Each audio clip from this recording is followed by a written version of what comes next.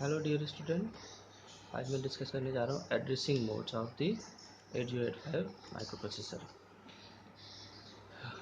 So basically what are addressing mode? These are the instructions which is used for what? Used for transfer data from one register to another register. Used for transfer data from memory to register. Used for transfer data from register to memory without changing the content stored in it.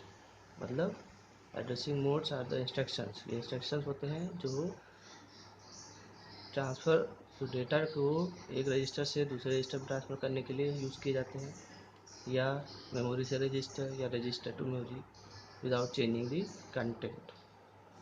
Basically addressing mode 8085 में 5 तरीके के होते हैं: immediate addressing mode, register addressing mode, direct addressing mode, indirect addressing mode and implied addressing mode.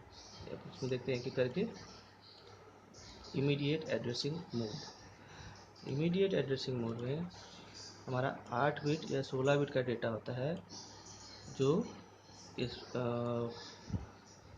Specify होता है part of the programme.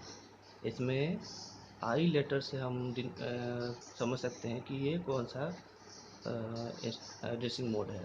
इसमें last में आई लगा रहता है। For example MVI A, 20H, इसका मतलब हो गया कि जो डेटा है 8 बिट का, ये 20H ये हमारा ए में लोड हो जाए इमीडिएटली, राइट। या फिर इस तरह से भी हो सकता है MVIM, 30H, मीन्स 8 बिट का डेटा लोड होगा मेमोरी लोकेशन 30H में। ओके। रजिस्टर एड्रेसिंग मोड में तो इसमें होता है डेटा एक रजिस्टर से दूसरे रजिस्टर में कॉपी हो जाता है रजिस्टर एड्रेसिंग मोड में।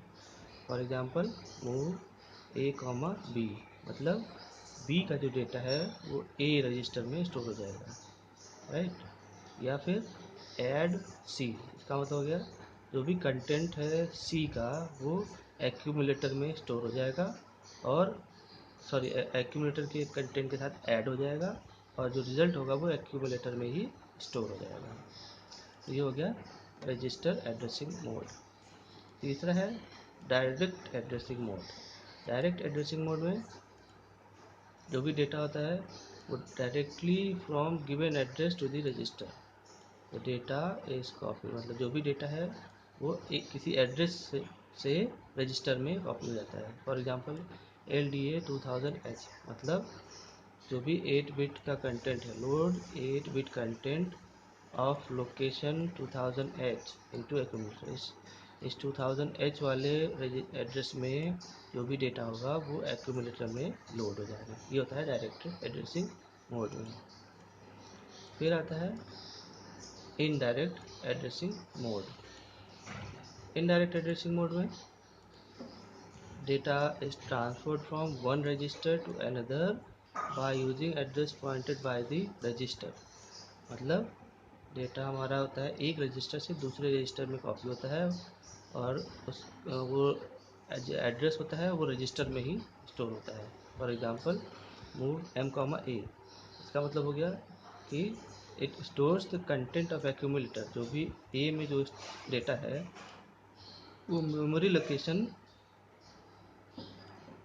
Store into the memory location pointed bye HL pair. जो भी HL पेयर है उसमें जो भी एड्रेस होगा उसमें जाके ये वाला डेटा स्टोर हो जाएगा, ठीक है। Implied addressing mode.